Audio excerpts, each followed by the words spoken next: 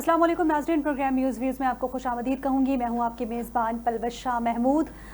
तो पाकिस्तान तहरीक इंसाफ और हुकूमत के दरमियान मुज़ाकरात शुरू करने की कोशिशें एक बार फिर तेज़ हो चुकी हैं। पार्टी ज़राए के मुताबिक PTI और हुकूमत के दरमियान मुज़ाकरात शुरू करने की काविशें जारी हैं। चेयरमैन PTI बैरिस्टर गौहर और बैरिस्टर सैफ मुज़ाकरात के लिए भी सरगर्म है। ज़राए का इस हवाले से बताना है कि पाक भारत कशीदगी के बायस PTI और हुकूमत के दरमियान मुज़ाकराती अमल रुक गया था। मुशीर इत्तलात खैबर पख्तूनख्वा बैरिस्टर मोहम्मद अली सैफ ने इस हवाले से निजी न्यूज़ को बताया कि PTI फिलहाल किसी से बाज़ाब्ता मुज़ाकरात नहीं कर रही। ताहम बानी PTI इमरान खान की रिहाई के लिए काविशें जारी हैं। जबकि बैरिस्टर सैफ ने 2 रोज़ कबल भी रात देर गए अडियाला जेल में बानी PTI से मुलाकात की। ज़राए का इस हवाले से बताना है कि मुलाकात में चेयरमैन PTI इमरान खान ने बैरिस्टर सैफ को हुकूमत के साथ मुज़ाकरात के अमल को आगे बढ़ाने के हवाले से भी अहम हिदायत जारी की थी। साथ ही अगर बात करें सीनियर सहाफ़ी अंसार अब्बासी के मुताबिक इमरान खान के लिए खामोश सिफारतकारी में शामिल अमरीका में मुकीम पाकिस्तानी डॉक्टर्स और ताजिर पाकिस्तान तहरीक इंसाफ के बानी की रिहाई की ताज़ा कोशिशों के सिलसिले में एक मरतबा फिर पाकिस्तान पहुँच चुके हैं। पाकिस्तानी डॉक्टर्स और ताजिर्स के मुताबिक एक ग्रुप ने चंद माह कबल इस्लामाबाद के दौरे के दौरान एक सीनियर अहदेदार के साथ साथ इमरान खान से जेल में मुलाकात भी की थी।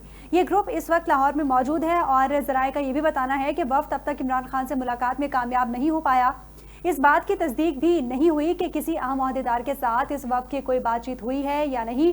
इस वफ़द के लिए आइंदा हफ्ते के दौरान होने वाले राब्तों को अहम समझा जा रहा है और ख्याल किया जाता है कि दौरे में बानी PTI के हामी और बैरून मुल्क मुकीम पाकिस्तानियों की जानिब से इमरान खान के कानूनी और सियासी मामलात पर असरअंदाज होने की कोशिशें की जा रही हैं। इसी हवाले से बात करने के लिए हमारे साथ लाइन पर मौजूद हैं नुसरत वाहिद साहिबा, PTI से ताल्लुक़ है, ज्ञान सन साहब पीपल्स पार्टी से हमारे साथ मौजूद हैं। दोनों मुअज़्ज़ज़ मेहमानों को जो है मैं खुशामदीद कहूँगी प्रोग्राम में। नुसरत साहिबा, सबसे पहले आपकी जानिब आऊँगी। मुज़ाकरात के हवाले से PTI का क्या प्लान है? मुज़ाकरात होने जा रहे हैं? बहुत शुक्रिया। देखिए, इम्पोर्टेंट बात यह है कि मुलाकात किससे होती है जी। क्योंकि अगर गवर्नमेंट से हो रहे हैं तो उनके पास तो अथॉरिटी नहीं है, किसी तरह की भी कोई अथॉरिटी नहीं है, तो उनसे बात करने का वैसे कोई फायदा नहीं है। एस्टेब्लिशमेंट का काम आपने जरूर एग्रीमेंट जाहिर कर दिया है कि हाँ ठीक है, उनसे बात करना अगर होती है तो कर ली जाए।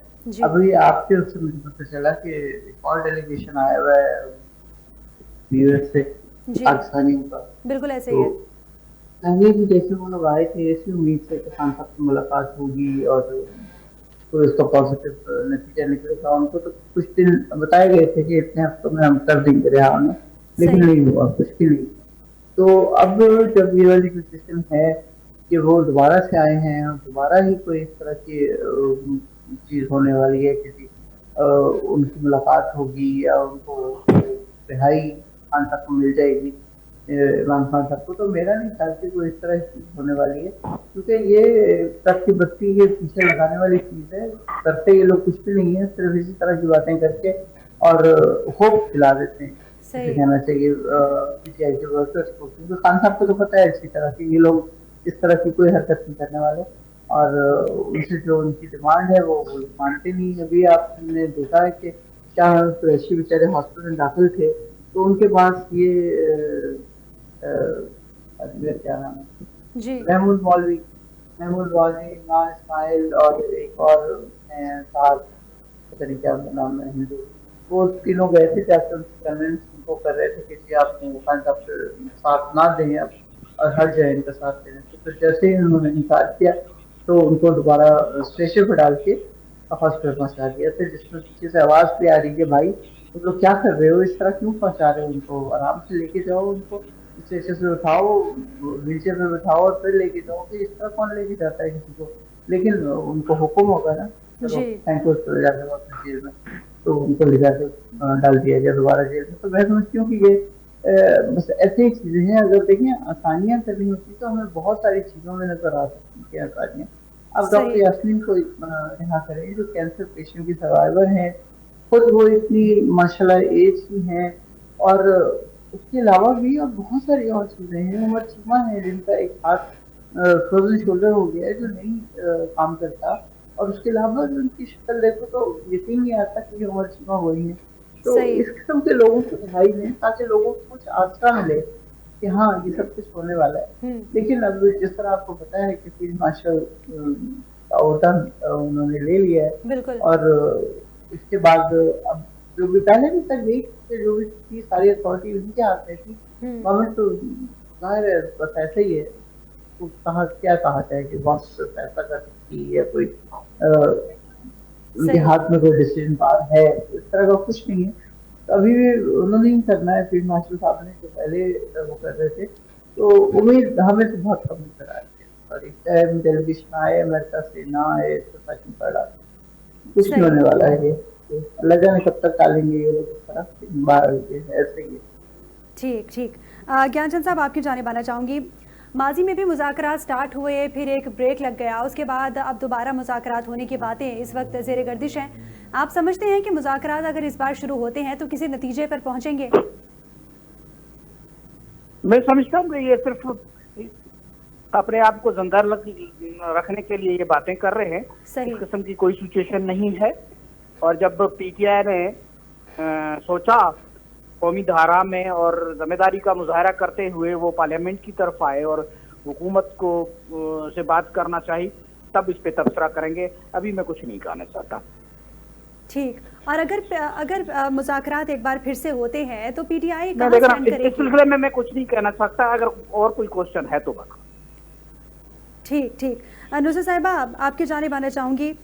इमरान खान जो है वो सियासी जमातों की बजाय एस्टैब्लिशमेंट से ही मुज़ाकरात करना क्यों चाहते हैं? आपने जिस तरह अपनी बातों में कहा कि पिछली बार भी मुज़ाकरात एक बार फिर से स्टार्ट हुए थे और अब दोबारा मुज़ाकरात होने वाले हैं, आप लोगों की जो शराइत हैं क्या वो चेंज हो सकती हैं, या फिर अगर हुकूमत उन शराइत को माने तो क्या हुकूमत से मुज़ाकरात आप कर सकते हैं?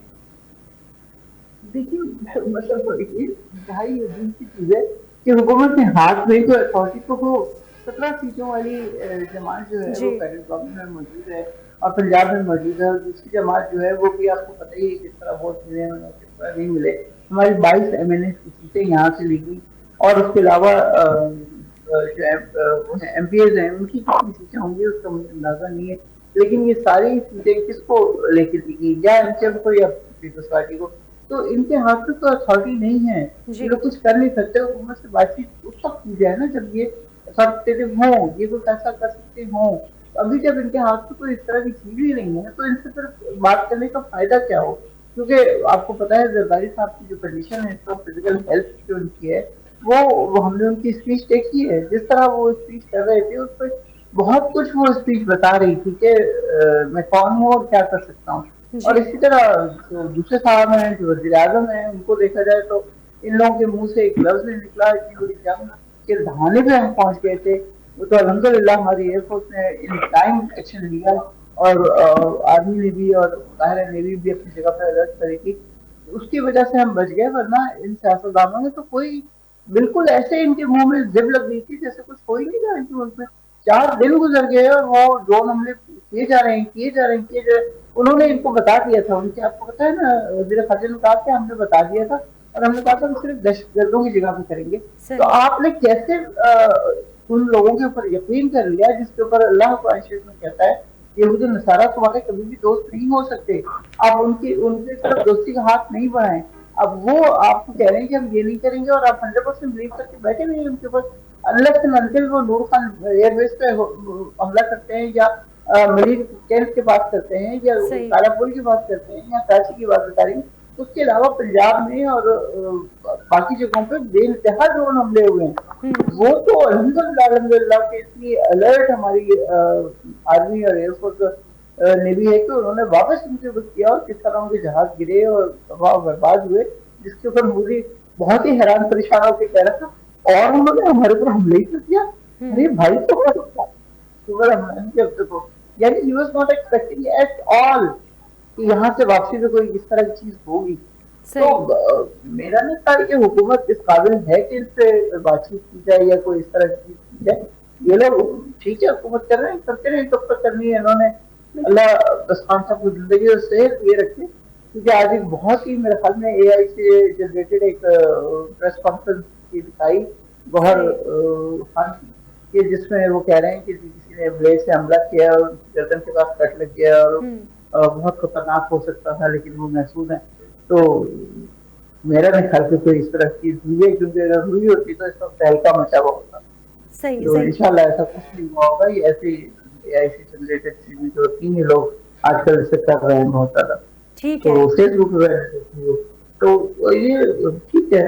बस हुकूमत जब तक करना चाहते हैं करते रहें, देखते हैं क्या बनता है पाकिस्तान को। सही सही, ठीक।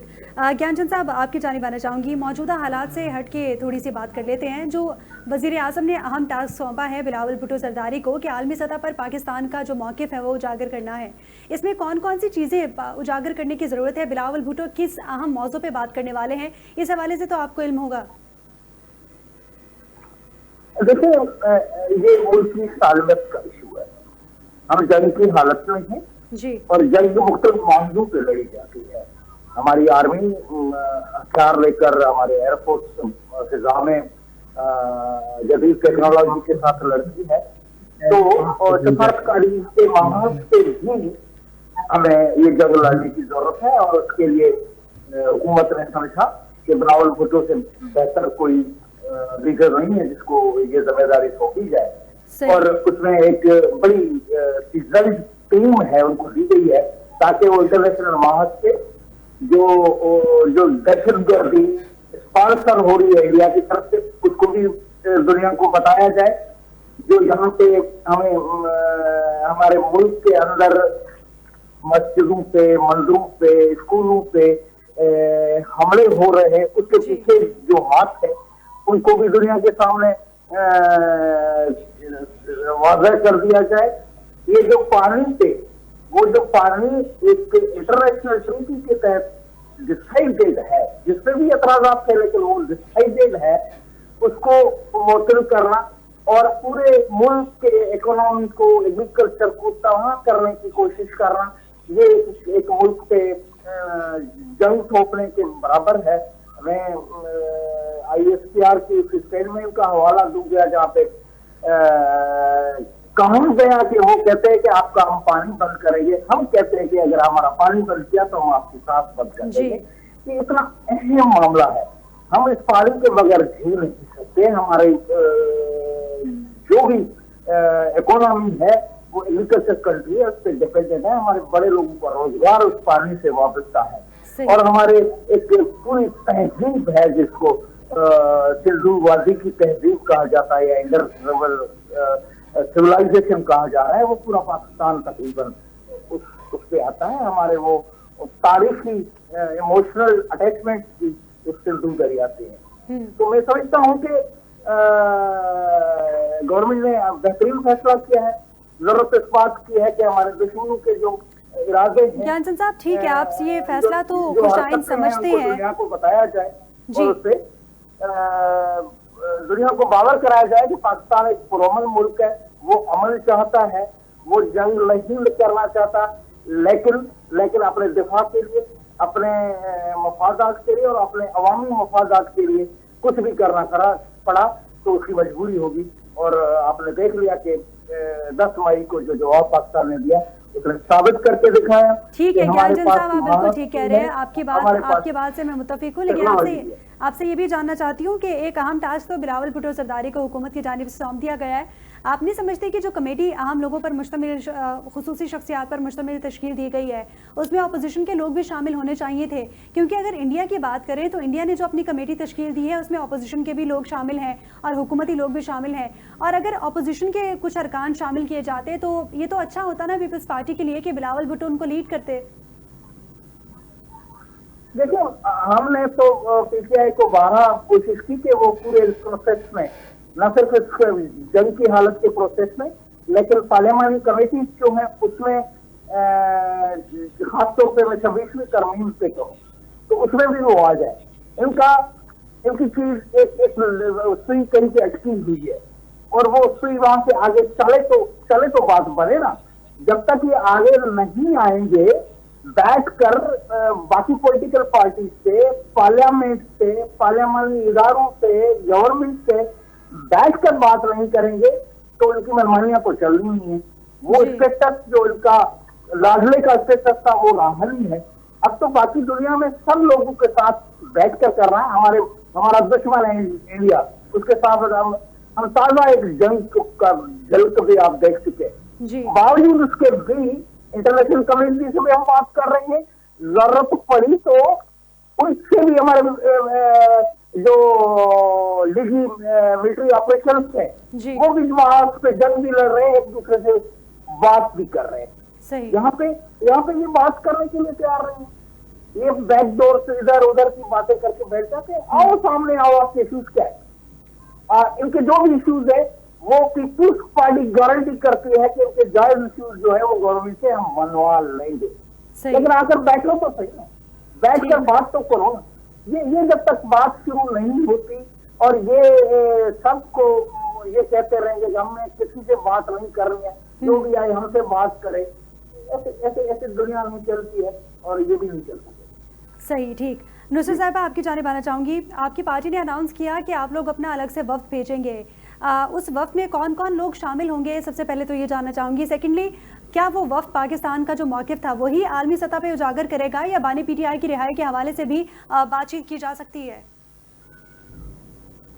देखिए, अभी मुझे ये तो नहीं पता कि कौन कौन जा रहा है उसमें, लेकिन शायद हमारे पास बहुत ज्यादा क्वालिफाइड लोग हैं और बहुत अच्छे पढ़े लिखे लोग जो अच्छा बोलते भी हैं, जिन्हें बोलना आता भी है और समझदार भी हैं। वो अगर पाकिस्तान से बाहर पाकिस्तान के लिए बात कर रहे होंगे तो डेफिनेटली पाकिस्तान के इंटरेस्ट के लिए बात करेंगे। और उसमें अगर हमारे चेयरमैन इमरान खान साहब की रिहाई के लिए भी बात करेंगे तो उसमें भी कोई ऐसी बुरी बात नहीं है। पहली प्रायोरिटी उनकी पाकिस्तान होगा कि पाकिस्तान को सेफ करना, सेफ रहना सबसे ज्यादा जरूरी है। क्योंकि आप देखें किस तरह पानी बन के आया है। मोदी ने 2-3 डैम उसने बंद कर दिए, जिसकी वजह से बहुत मुश्किलात का सामना अभी तो हो नहीं रहा, लेकिन होगा। क्योंकि अगर पाकिस्तान में पानी नहीं आ रहा होगा तो लोग किस तरह रहेंगे इतनी शदीद गर्मी में। आज तो सुना है कि इस्लामाबाद में बारिशें और बहुत हेल स्टॉर्म हुआ है, उससे कुछ मौसम बेहतर हो गया होगा, लेकिन फिर भी इतनी शदीद गर्मी में लोग किस तरह पानी के बगैर रहेंगे। वो हमारी फर्स्ट प्रायोरिटी होनी चाहिए कि जो भी उन्होंने बंद किया है पानी, उसको खुलवाने के लिए इंसान कोशिश करें। क्योंकि पानी जिस तरह की चीज है वो उसके बगैर ना इंसान रह सकता है, ना पौधे रह सकते हैं, ना चरण परिंद रह सकते हैं, ना कोई जानवर जिंदा रह सकता है। तो मेरे ख्याल में इस चीज के ऊपर फर्स्ट प्रायोरिटी होनी चाहिए और डेफिनेटली पाकिस्तान और फिर उसके बाद हमारे चेयरमैन इमरान खान साहब के लिए।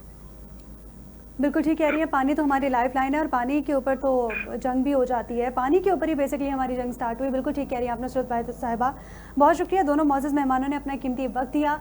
नाज़रीन, जिस तरह प्रोग्राम में बात हो रही है कि मुज़ाकरात की ऑफ़र एक बार फिर से हुकूमत की जानिब से भी दी जा रही है और कुछ पीटीआई के लोग जो नुमाइंदे हैं वो भी इस हवाले से बड़े इंटरेस्टेड नज़र आते हैं, लेकिन जो शराइत पीटीआई की जानिब से आयद कर दी जाती हैं कि बानी पीटीआई की रिहाई को सरे फहरिस्त लाया जाए, इस हवाले से हुकूमत ज़रा बैक फुट पर नज़र आती है हमें कि हुकूमत ये कहती है हमारे पास ये इख्तियार नहीं है और ये तमाम तर फैसले अदलिया ने करने हैं। इस हवाले से भी प्रोग्राम में गुफ्तगू का सिलसिला जारी रहेगा। हाजिर होंगे एक शॉर्ट ब्रेक के बाद, हमारे साथ रहिए।